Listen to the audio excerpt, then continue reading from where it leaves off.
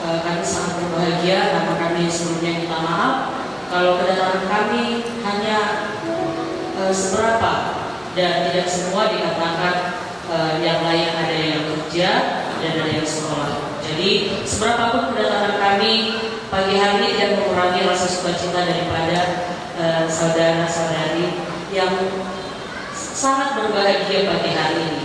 Oleh karena itu sebelum kami menaikkan pujian kami untuk kemuliaan nama Tuhan, saya berdiri di tempat ini mengucapkan selamat berbahagia, selamat menempuh hidup baru.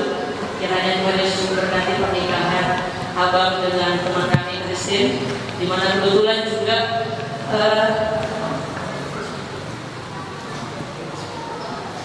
teman kami ini adalah teman kecil ya, dari sekolah minggu dulu. Jadi ada perasaan haru, bangga punya teman, bangga punya sahabat yang perhatian luar dan dalam, yang mungkin akan terlebih bagi saya akan saya kangenin secara pribadi, karena begitu banyak kisah dan kasih yang kami lewati. Dan puji Tuhan hari ini Tuhan nyatakan kebaikannya lewat dia menikah. Dan saya bersyukur secara pribadi Tuhan berikan pasangan yang tepat di waktu yang tepat.